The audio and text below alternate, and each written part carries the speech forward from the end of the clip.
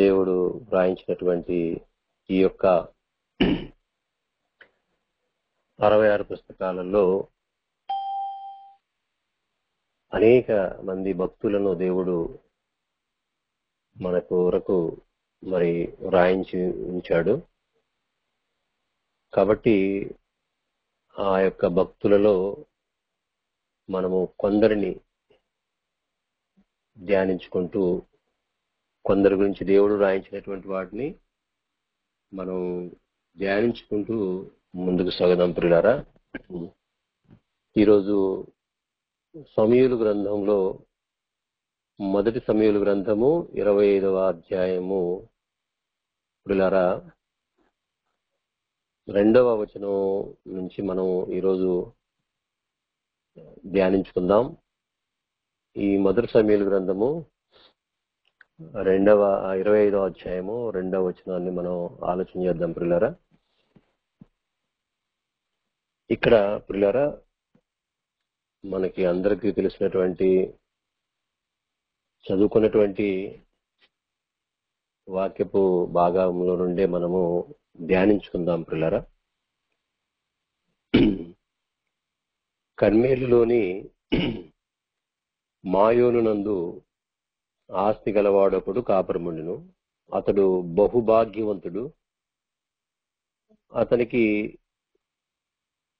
గొర్రెల విషయంలో కానివ్వండి, మేకల విషయంలో కానివ్వండి, ఇక అన్ని విషయాల్లో గొప్పగా ఉన్నట్లుగా మనం చూస్తున్నాం.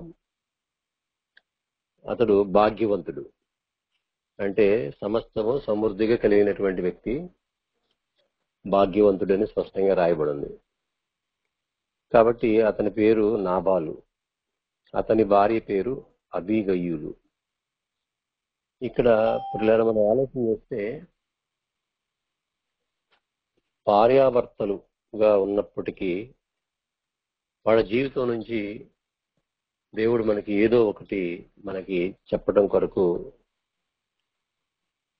దేవుడు స్పష్టంగా అనేక విషయాలు దేవుడు రాయించాడు.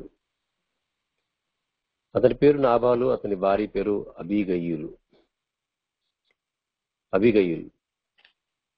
ఈ స్త్రీ సుబుద్ధి గలదై రూపసి అయి ఉండెను.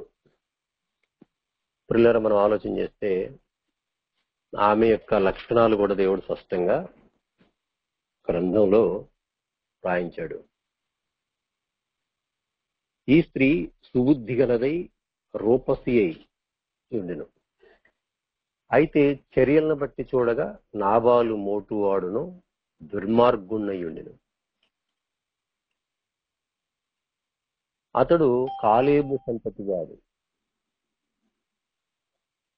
నాబాలు గొర్రెల బొచ్చు కత్తెర వేయించుచున్నాడు అని అరణ్యమందు ఉన్న దావీదు విని తన పనివారిలో 10 మందిని పిలిచి వారితో ఇట్లనెను, నాబాలు నొద్దకు పోయి నా పేరు చెప్పి కుశల ప్రశ్నలు అడిగి ఆ భాగ్యవంతునితో, చూసారండి ఎంత చక్కగా దావీదు గారు ఎంత చక్కగా తనకున్నటువంటి స్థితిని కూడా గుర్తు చేస్తూ, నీకును నీ ఇంటికిని నీకు కలిగినంతటికి క్షేమము మౌగునుగాక అని పలికి ఈ వర్తమానము తెలియజెప్పవలెను. దావీదు నిజంగా మాట్లాడే విధానం చాలా చక్కగా ఉందండి. ఎందుకంటే ఆ భాగ్యవంతునితో నీకును నీ ఇంటికిని నీకు కలిగినంతటికి క్షేమమౌనుగాక అని పలికిన ఈ వర్తమానము తెలియజెప్పవలెను. నిజంగా దావీదు మనసు ఏంటంటే ఉపకారం చేసేటటువంటి మనసు. అతని మనసు ఉపకారము చేయాలన్నటువంటి మనసు. అతను సౌలు విషయంలో కూడా ఎంత ఉపకారం చేసినప్పటికీ కూడా ఉపకారము చేసేటటువంటి మనసు పొందినవాడిగా మనం సౌలు విషయంలో కూడా చూసాము. ఇక్కడ పిల్లల దావీదు కూడా అతనితో ఎంత చక్కగా తన పరివారితో చెప్పమని చెప్తున్నాడంటే, నీకు కలిగినంతటికి క్షేమముగా కానీ పలికిన ఈ వర్తమానం తెలియజెప్పవాలని పనివారికి చెప్తాడు. కాబట్టి ప్రియులారా మనం ఆలోచన చేస్తే, నీ యొద్ద గొర్రెల బొచ్చు కత్తిరించు వారున్నారన్న సంగతి నాకు వినబడెను. నీ గొర్రెల కాపరులు మా దగ్గర ఉండగా మేము వారికి ఏ కీడును చేసి ఉండలేదు. వారు కర్మేలులో ఉన్నంత కాలము వారు ఏది పోగొట్టుకొనలేదు. నీ పని వారిని నీవు అడిగిన యెడల వారెలాగ చెప్పుదురు. కాబట్టి నా పనివారికి దయ చూపము. శుభదినమున మేము వచ్చింది కదా, నీకు ఇష్టం వచ్చినట్లు నీ దాసులకును నీ కుమారుడైన దావీదునకును ఇమ్ము. ఇక్కడ ప్రియులారా, దావీదు తాను పడినటువంటి కష్టాన్ని, తాను పడినటువంటి ఒకవేళ చేసినటువంటి పని ఒకవేళ మర్చిపోతారేమో అని, నిజంగా తన మీ యొక్క పని వారికి మేము చేసినటువంటివి ఎన్నో ఏది పోగొట్టుకోకుండా కర్మేల్లో ఉన్నప్పుడు ఉన్నంతకాలం నీ పరివారిని అడుగు, వారే చెప్తారు. ఎంతగానో కాపాడుతూ వచ్చాను, నేను ఎంతో మేలు చేశాను అని చెప్పడం జరుగుతుంది ప్రియులారా. దావీదు పనివారు వచ్చి అతని పేరు చెప్పి ఆ మాటలన్నింటినీ నాబాలుకు తెలియజేసి కూర్చుండగా, నాబాలు, దావీదు ఎవడు, యెష్షయి కుమారుడెవడు, తమ యజమానులను విడిచి పారిపోయిన దాసులు ఇప్పుడు అనేకులున్నారు. నేను సంపాదించుకుని అన్నపానాలను నా గొర్రెల బొచ్చు కత్తిరించి వారి కొరకు నేను వధించిన మా పశుమాంసను తీసి నేను బొత్తిగా ఎరిగిన వారికి ఇస్తున్నా అని దావీదు దాసులతో చెప్పగా, దావీదు పనివారు వెనుకకు తిరిగి దోవ పట్టుకొని పోయి అతని ఈ మాటలన్నీ తెలియజేశారు. ప్రియమైన వాళ్ళని మనం ఆలోచన చేస్తే, ఉపకారము చేశాను అని తన పనివారందరూ చెప్పినప్పటికీ కూడా తనకున్న గర్వం చూడండి.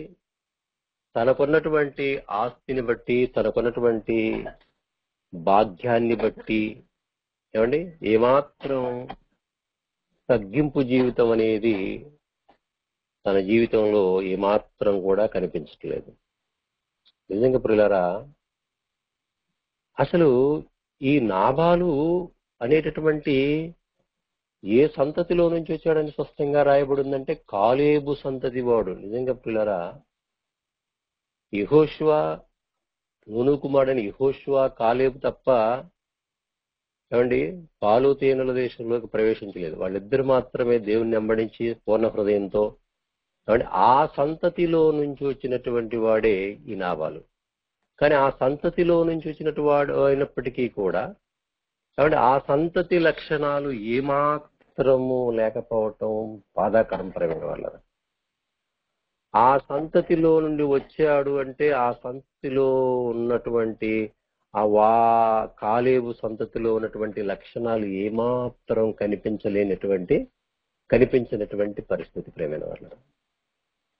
అంటే మనము బాగా మనసు పెట్టి ఆలోచన చేస్తే ప్రేమైన వాళ్ళరా, ఆ సంతతిలో నుండి వచ్చాడు అంటే పిల్లరా ఎంతో గొప్ప ఉపకారము చేయాలన్న మనసు ఉండాలి ప్రేమైన వాళ్ళు. కానీ అతని మాటలను బట్టి చూస్తే దావీదు ఎవడు, యెష్షయి కుమారుడు ఎవడు, చూసారా ఎంత గర్వం.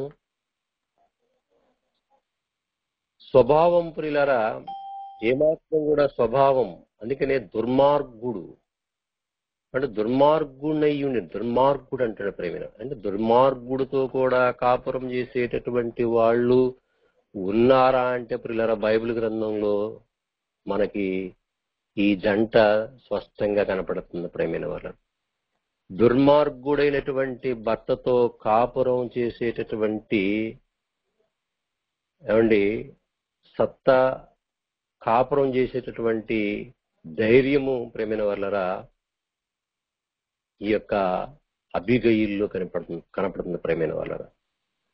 అబీగయీల్లో స్పష్టంగా కనపడుతుంది ప్రేమైన వాళ్ళరా. అంటే ఈరోజు ప్రియులారా మనం ఆలోచన చేస్తే దేవుడు ఎంత స్పష్టంగా ఈ విషయాలు ఎందుకు రాయించాడు అంటే, ఆధ్యాత్మికమైనటువంటి మన ఆత్మీయ జీవితంలో ప్రతి పాఠం కూడా దేవుడు ఈ వాక్యం ద్వారా ఏదో ఒక కుటుంబం అయినా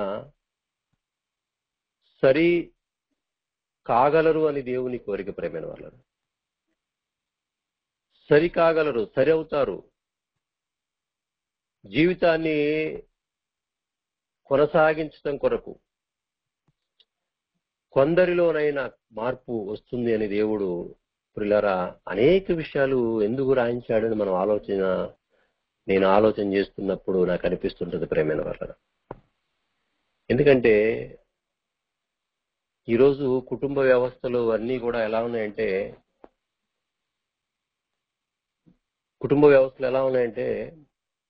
అంబికా దర్బారు బత్తిలా ఉన్నాయి. అంబికా దర్బారు బత్తి అంటే ఎలా ఉపయోగిస్తున్నారో ఈరోజు కుటుంబ వ్యవస్థలన్నీ కూడా ఎలా ఉన్నాయంటే పరిస్థితులన్నీ కూడా తారుమారైపోతున్నటువంటి పరిస్థితులు. నిజంగా కుటుంబ వ్యవస్థలలో సరైనటువంటి పరిస్థితులు లేవు. కానీ కుటుంబ వ్యవస్థలన్నీ కూడా సరి కావాలి అంటే దేవుని గ్రంథం దగ్గరికి రావాలి. దేవుని గ్రంథం దగ్గరికి వచ్చిన తర్వాత దేవుని వాక్యాన్ని మనం ధ్యానిస్తున్నప్పుడు, ఈ వాక్యాలు మనం చదువుతున్నప్పుడు, వింటున్నప్పుడు నిజంగా మన జీవితాన్ని సరి చేసుకోవడానికి చక్కగా మంచి అవకాశం ఉంటుంది. పిల్లలు మనం ఆలోచన చేస్తే దుర్మార్గుడితో కాపురం చేస్తున్నటువంటి అబిగయీలులో ఉన్నటువంటి ఆ ఓర్పు, సహనం ఎంతగా బైబిల్ గ్రంథంలో రాయబడిందో చూస్తే పిల్లరా, ఎప్పుడైతే నాబాలు పిల్లరా ఎప్పుడైతే తన యొక్క మాటలను బట్టి తన యొక్క ఇష్టం వచ్చినట్లుగా మాట్లాడినటువంటి విధానాన్ని బట్టి పనివారు వెళ్లి దావీదుకి చెప్పడం జరుగుతుంది. కానీ ఇక్కడ మనం ఆలోచన చేస్తే తనకున్నటువంటి ఆ ఆస్తి, నేను సంపాదించుకుని అన్నపానాలను చూసారా ఎంతగా మాట్లాడుతూ ఆ పనివారందరూ వెనక్కి వెళ్ళిపోతారు, దావీదుకి చెప్పడం జరుగుద్ది. 14వ వచనం చూస్తే పనివాడు ఒకడు నాబాలు భార్య అయిన అబీగయీలుతో ఎట్లనెను, అమ్మా దావీదు అరణ్యములో నుండి మన యజమానుణ్ణి కుశల ప్రశ్నలు అడుగుటకై దూతలను పంపగా అతడు వారితో కఠినముగా మాట్లాడెను. ప్రేమైన దేవుని వాళ్ళరా, కఠినముగా మాట్లాడటం చేసినటువంటి ఉపకారాన్ని బట్టి చేసిన ఉపకారాన్ని తెలియజేస్తూ ఎంతో చక్కగా శుభవచనం పలుకుతూ ఎంతగానో ప్రేమిస్తూ వచ్చినటువంటి పనివారిని కఠినంగా మాట్లాడినట్టుగా ఇక్కడ స్పష్టంగా చెప్తున్నాడు అబిగయీలు. దావీదు అరణ్యములో నుండి మన యజమానుని కుష్ఠ ప్రశ్నలు అడుగుటకై దూతలను పంపగా అతడు వారితో కఠినంగా మాట్లాడెను. అయితే ఆ మనుషులు మాకెంతో ఉపకారం చేసి ఉన్నారు. చూసారా పనివాళ్ళు, నాబాలు పనివాళ్ళు చెప్తున్నారు, అయితే ఆ మనుషులు మాకెంతో ఉపకారము. నిజంగా పిల్లరా, ఉపకారము చేసిన మనుషులను మరిచిపోయినటువంటి పరిస్థితులు. ఉపకారం చేసినటువంటి మనుషులను చూసారా, మాకెంతో ఉపకారం చేసి ఉన్నారు. మేం పొలంలో వారి మధ్య సంచరించినంతసేపు అపాయం గాని నష్టం గాని మాకు సంభవింపలేదు. మేము గొర్రెలను కాయచున్నంతసేపు వారు రాత్రింబగులు మా చుట్టూ ప్రాకారముగా ఉండిరి. ఎంత కష్టపడ్డారో దావీదు ఎలాంటి ఉపకారం చేసేటటువంటి మనసు ఉందో దావీదుకి, దావీదు దగ్గర ఉన్నటువంటి పనివారు కూడా దావీదు మనసు కలిగినటువంటి పనివారుగానే ఉన్నారు. చూడండి, రాత్రింబగళ్ళు మా చుట్టూ ప్రాకారముగా ఉండిరి. ఈరోజు పిల్లలు మనం ఆలోచన చేస్తే ఎంతగా ఉపకారం చేస్తే అంతగా అపకారం, అంతగా కఠినముగా మాట్లాడటం. చూసారా, తనకున్నటువంటి ఆ స్వభావం దుర్మార్గుడు అని స్పష్టంగా రాయబడింది. ఏమండి తనకున్నటువంటి భాగ్యాన్ని చూసుకొని, ఏమండి తనకున్నటువంటి ఏమండి ఆ స్థితిని బట్టి ఏమాత్రం మార్పు లేనటువంటి స్థితిలోనే ఉన్నాడు నాబాలు. కానీ పిల్లరా భార్య చూడండి ఎంతగా, చూడండి తమ్ముడు తనవాడైనా ధర్మం తప్పకూడదని చెప్పేసి, ఏమండి భర్త దుర్మార్గుడైనప్పుడు భార్య కూడా దుర్మార్గురాలుగా ప్రవర్తిస్తే ఏమండి దానికి ఇలువ ఉండదండి.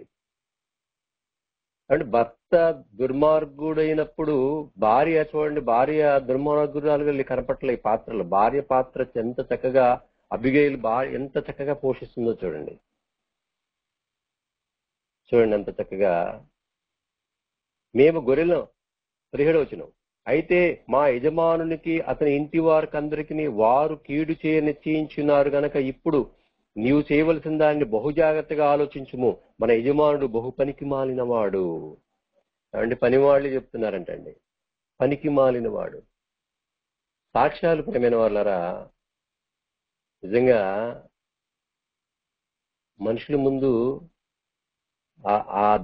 అతని ముందు అనకపోయినా చూసారా, భార్య ముందు డైరెక్ట్ గా అంటున్నాడండి, మన యజమానుడు బహు పనికి మాలినవాడు.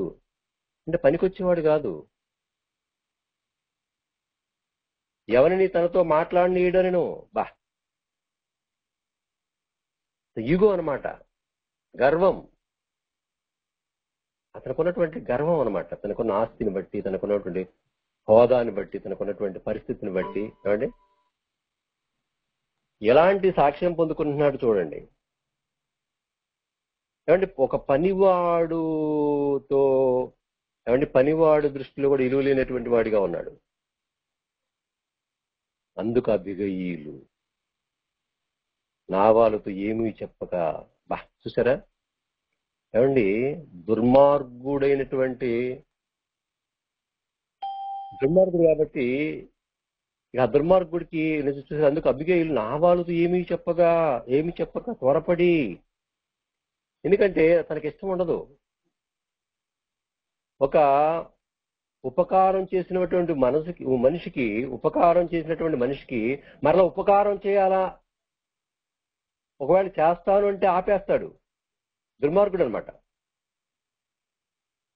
అంటే ఒక మంచి కార్యాన్ని చేయడానికి తన జీవితంలో ఇష్టపడ్డావు, చేతులు రావు, చేయడా. పనికి మాలిన వాడు అంటే ఏంటంటే ముందుకు రావు, చేతులు రావు.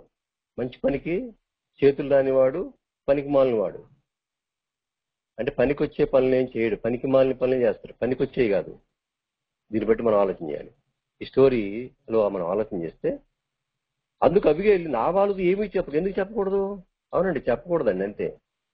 ఎందుకంటే పనికి మాలిన వాడికి చెప్తే పని అంతా ఆగమైపోద్ది. పనికి మాలిన వాడికి చెప్తే పని అంతా ఆగిపోద్ది. అప్పుడు త్వరపడి 200 రొట్టెలు 200 రొట్టెలను 2 ద్రాక్ష తిత్తులు ఇట్లా పాపం ఆమె మనసు ఏంటంటే రాజు, ఒక దేవుడు ఏర్పాటు చేసినటువంటి రాజు, దేవుడు ఏర్పాటు చేసినటువంటి పరిపాలకుడు గుర్తించిందేమో. రాజును గుర్తించింది, దేవుడు ఏర్పాటు చేసిన రాజును గుర్తించింది. ఏమండి చక్కగా ఆ రాజుకి కావలసినటువంటివన్నీ కూడా చూడండి, ఎంత చక్కగా, ఎంత ఓపిక చూడండి.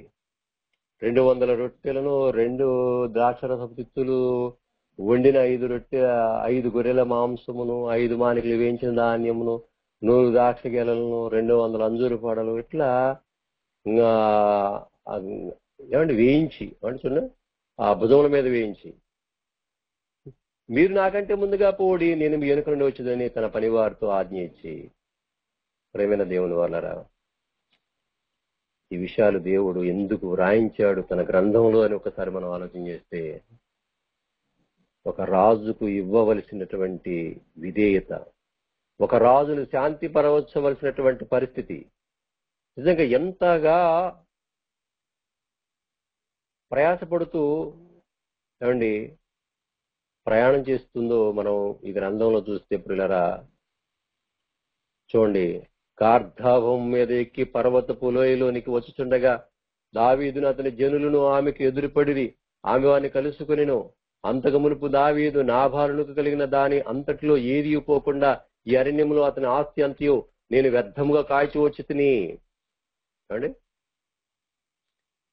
ఉపకారములకు నాకు అపకారం చేస్తున్నాడు దావీదు. ఎంత బాధపడుతున్నాడండి చూడండి. మన జీవితాల్లో కూడా ఒకసారి ఆలోచన, ఉపకారము చేసినటువంటి మనిషికి ఉపకారం చేసినటువంటి మనిషికి ఉపకారం చేయకపోయినా అపకారం చేయకూడదండి.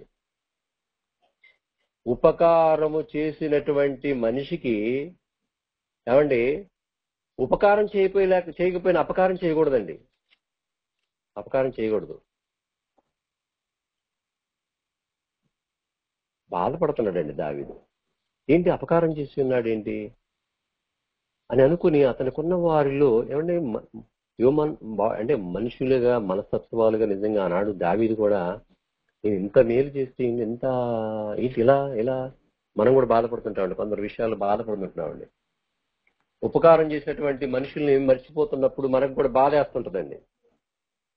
నిజంగా చాలా బాధండి. ప్రేమైన వాళ్ళరా, ఉపకారం చేసినటువంటి మనిషి ఏంటి అపకారం చేస్తున్నాడు ఎంతగా అనుకుంటున్నాడు.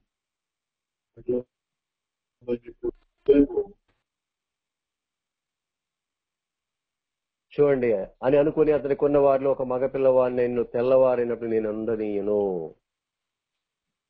దావీదులో పాపం ఆవేశం వచ్చేసిందండి.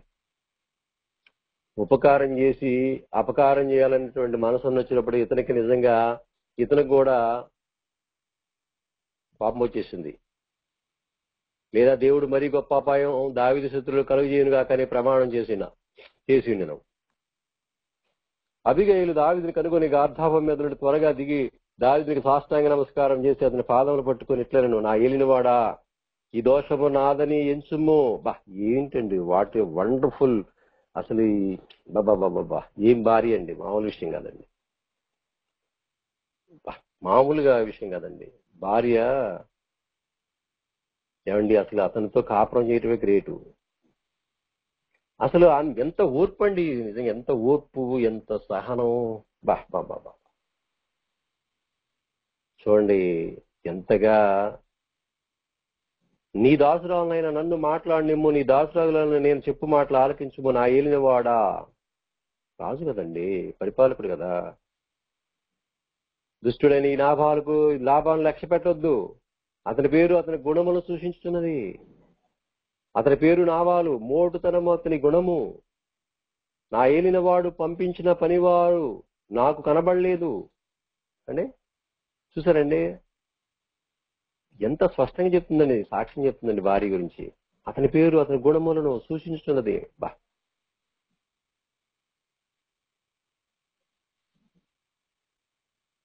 మోటుతనం అతని గుణము. నా ఏలినవాడు పంపించిన ఈ పనివారు నాకు కనబడలేదు. నా ఏలినవాడా యెహోవా జీవంతోడు, నీ జీవంతోడు ప్రాణహాని చేయకుండా యెహోవా నిన్ను ఆపియున్నాడు. నీ చెయ్యి నిన్ను సంరక్షించనన్న మాట నిజమని యెహోవా జీవంతోడు, నీ జీవంతోడు అని ప్రమాణం చేయుచున్నాను. ఎంత అద్భుతంగా చెప్తుందండి. రాజుని వేడుకుంటూ రాజుకే సలహా ఇస్తుందండి. నా ఏలినవాడా యెహోవా జీవంతోడు, నీ జీవంతోడు ప్రాణహాని చేయకుండా యెహోవా నిన్ను ఆపియున్నాడు. బాబా ఈమె ఎంతగా దేవుని యందు భయభక్తులు కలిగినటువంటి స్త్రీ అండి. ఎంతగా ఆలోచన చేస్తుందండి. అసలు ఒక రాజుని ప్రియులారా శాంతిపరుస్తుందండి. నీ శత్రువులను నా ఏలినవాడినైనా నీకు కీడు చేయను ఉద్దేశించు వారును, నీ శత్రువులను నా ఏలినవాడినైనా నీకు కీడు చేయను ఉద్దేశించు వారును నాబాలు వలె ఉందురు గాక. అయితే నేను నా ఏలినవాడవగు నీ యొద్దకు తెచ్చిన ఈ కానుకను నా ఏలినవాడవగు నిన్ను ఎంబడించు పనివారికి ఇప్పించి. అంటే కానుక అనేది ఏమండి సామెతల గ్రంథంలో ఉంటది. ఒకనికి ఇచ్చు కానుక వానికి వీలు కలుగు చేయనని ఉంటుందండి. ఏమండి కానుక విషయంలో కూడా ఏమండి ఏమా చూడండి ఎంత చక్కగా చెప్తుందో. నీ దాసురాలైన నా తప్పు క్షమించుము. ఏంటండి ఆ భక్తి ఏంటి, ఆ ఓపిక ఏంటి? ఏమండి, ఒకసారి మనం ఆలోచన చేయాలి ప్రేమైన వాళ్ళ. ఆ భక్తి ఏంటి, ఆ ఓపిక ఏంటి ఆమెలో?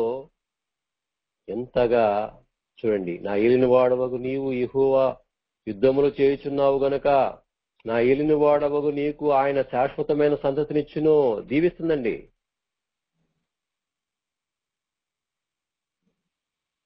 కొంతమంది ఉంటారండి, కొన్ని జంటలను చూస్తున్నాను అక్కడక్కడ. భర్త దుర్మార్గుడు అనుకోండి, ఆ దుర్మార్గుడు ఏం చెప్తే అది వింటారు. నేను ఎందుకంటే నా పని ఏంటంటే గ్రామాల్లో తిరుగుతుంటా కాబట్టి, ఇంటింటికి నాదంతా స్త్రీలతో తిరుగుతుంటా కాబట్టి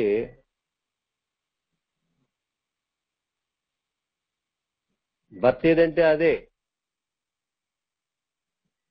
ఏమండి, ఇక్కడ చూడండి అంతా అసలు ఎంత చక్కగా దేనికి దాన్ని ఖండిస్తుందండి. భర్తని ఖండిస్తుందండి, ఖండించేటటువంటి స్వభావం.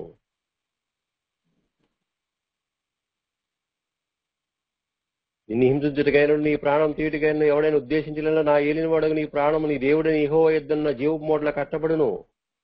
ఒకడు ఒడిసెలతో రాయి విసిరినట్లు ఆయన నీ శత్రువులను ప్రాణములను విసిరివేయును.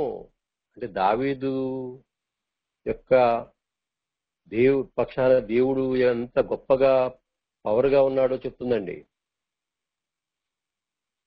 యెహోవా నా ఏలిన వాడవగు నిన్ను గురించి సెలవిచ్చిన మేలంతటిని, యెహోవా నా ఏలిన వాడవగు నిన్ను గూర్చి సెలవిచ్చిన మేలంతటిని నీకు చేసి నిన్ను ఇశ్రాయేలీయుల మీద అధిపతిగా నిర్ణయించిన తర్వాత, చూసారా, దావీదు చరిత్ర అంతా తెలుసు ప్రియమైన వారు. దీనికి దావీదు హిస్టరీ అంతా తెలుసు ఏమికి.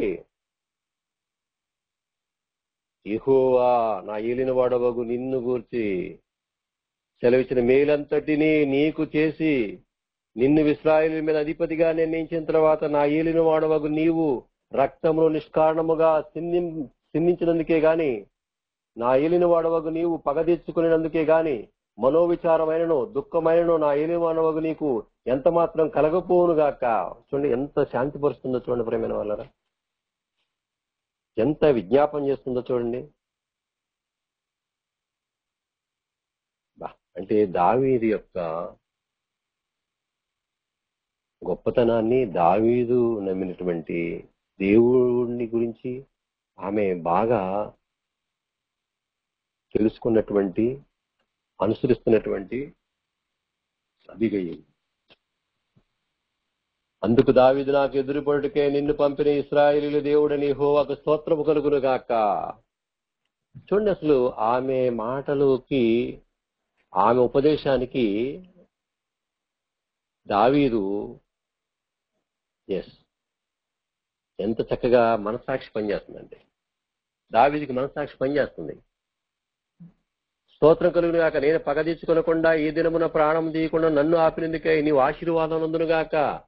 నీవు చూపిన బుద్ధి విషయమై నీకు ఆశీర్వాదం కలుగును గాక. బుద్ధిని బట్టి ఆశీర్వాదం అంటండి. మన బుద్ధులు ఎలా ఉంటాయో మన ఆశీర్వాదాలు కూడా అలానే ఉంటాయి. బుద్ధుని బట్టి ఆశీర్వాదాలు. మన మాట మారకుండా, మన తీరు మారకుండా, మన యొక్క జీవితం ప్రియులారా మార్పు లేనప్పుడు, నిజంగా ప్రియులారా చూసారా ఎంత చక్కగా చెప్తున్నాడో, మన యొక్క జీవన విధానాన్ని బట్టే ఏమండి మనకి బ్లెస్సింగ్స్ వస్తుంటాయి అన్నమాట. చూడండి, నీవు చూపిన బుద్ధి విషయమే నీకు ఆశీర్వాదం కలుగునుగాక అంటున్నాడు.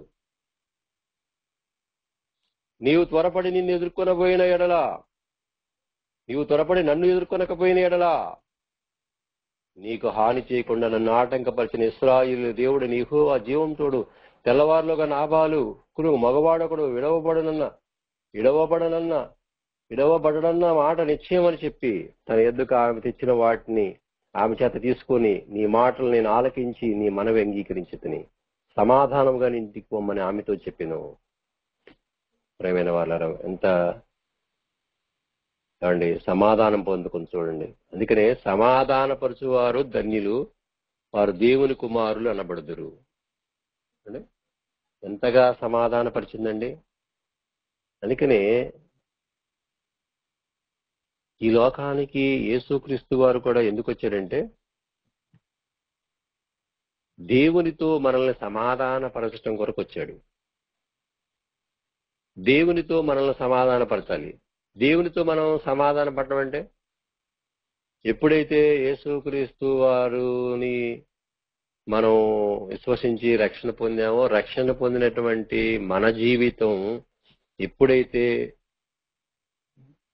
మన యొక్క మాట తీరు కానివ్వండి, మన బుద్ధి కానివ్వండి, మనకున్నటువంటి ఈగో కానివ్వండి, ఇవన్నీ ఎప్పుడైతే మనలో చచ్చిపోతాయో అప్పుడు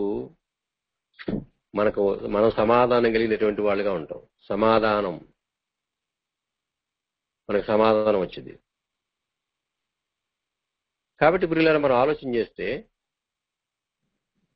అందుకనే మీరు ఏ ఇంటికి వెళ్ళినప్పుడు కూడా ఆ ఇంటికి సమాధానం కలుగును గాక అంటాడు యేసుక్రీస్తు వారు శిష్యులను పంపుతూ.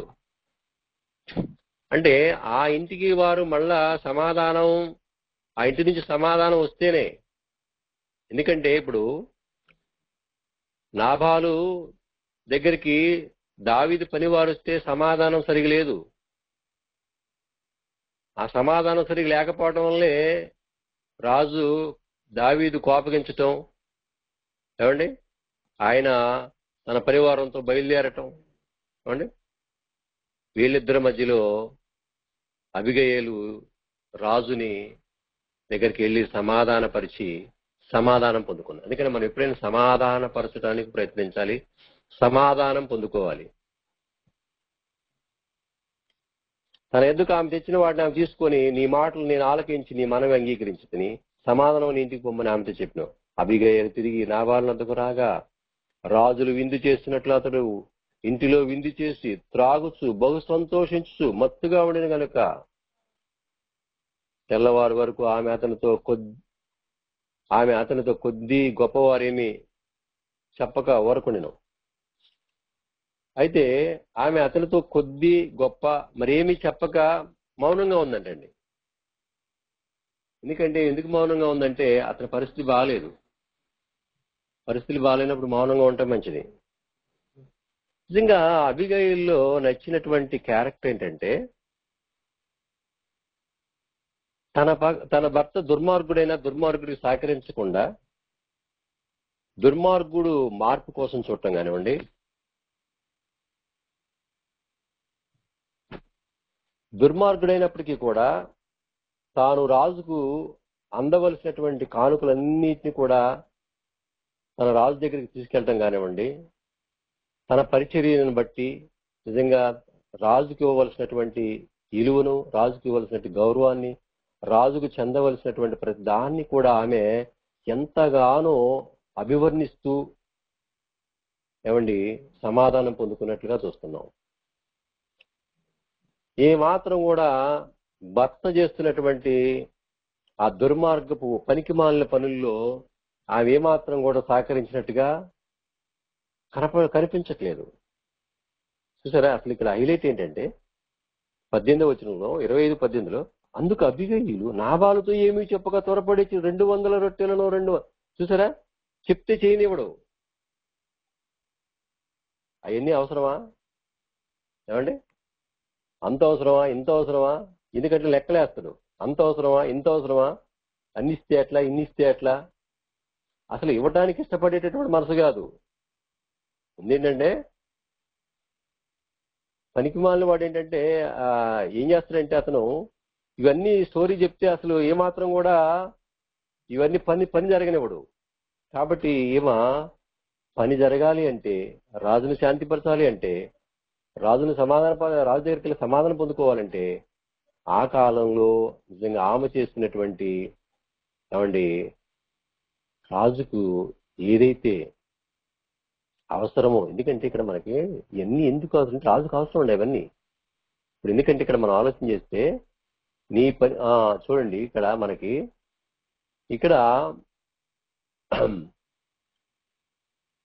అరణ్యంలో దావీదు విని తన పనివారితో 10 మంది పిలిచి వారి మీ కర్మేలునకు నాబాలు వద్దకు పోయి నా పేరు చెప్పుకున్నప్పటి ఆ భాగ్యవంత నీకును నా ఇంటికి నీ కలిగి అంటూ అతని దగ్గరికి వెళ్ళి నీ పని వారిని నీవు అడిగిన ఎడలా వారలాగా చెప్పుదురు, కాబట్టి నువ్వు నా పని వారికి దయ చూపుము. ఏమండి, ఇక్కడ మనం ఆలోచన చేస్తే ఒక సహాయం కోసం చూడండి, ఇక్కడ నాబాలను నేను సంపాదించు అన్నపానములు నా గొర్రె వచ్చు కథించే వారి కొరకు నేను వధించిన పశుమాంసమును తీసి నేను బొత్తిగా ఎరిగిన వారికి ఇస్తున్నా.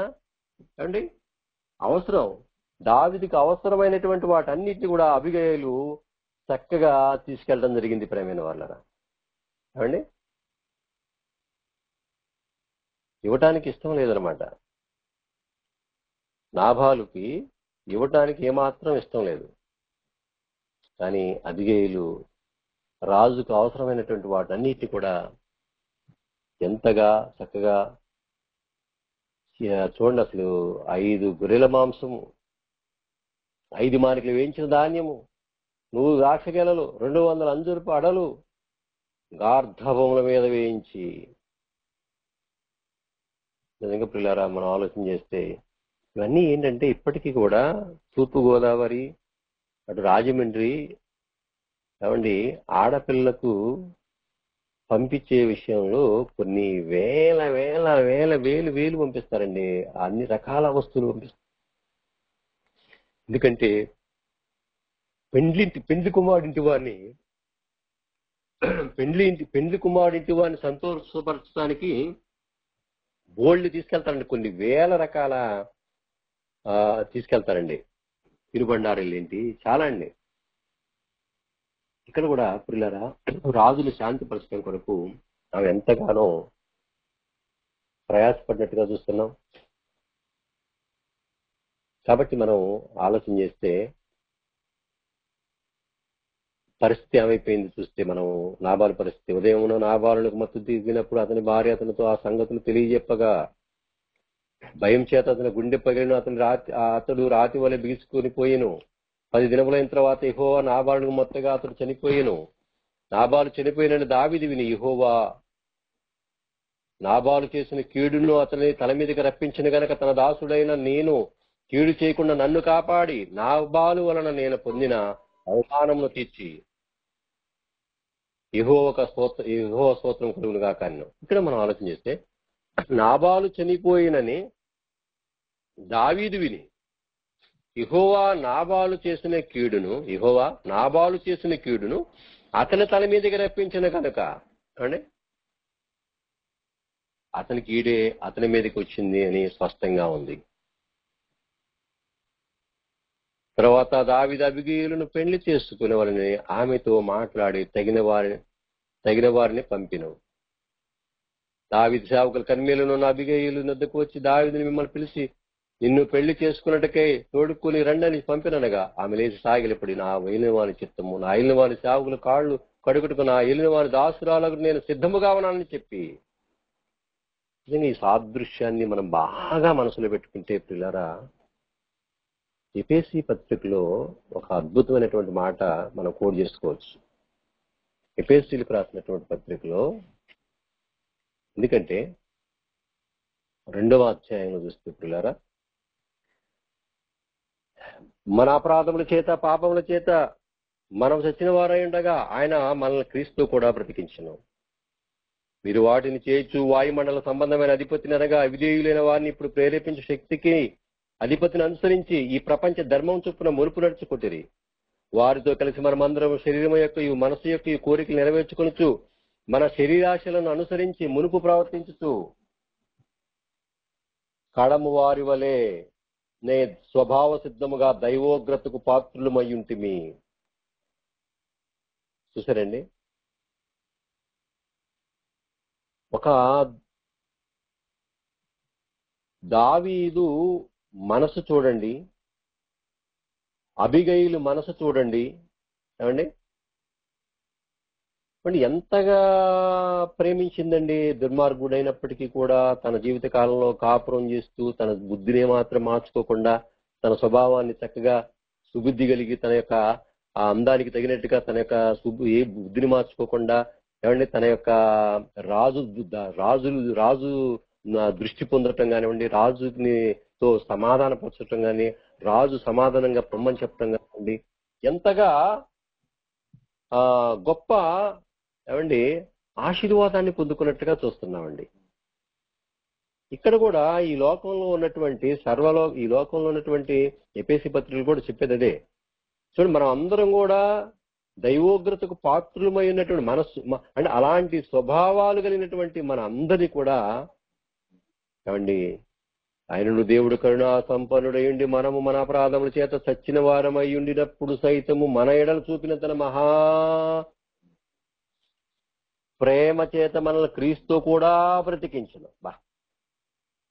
ప్రేమైన దేవుని సంగమా, అందుకని ప్రేమ శాశ్వతమైంది.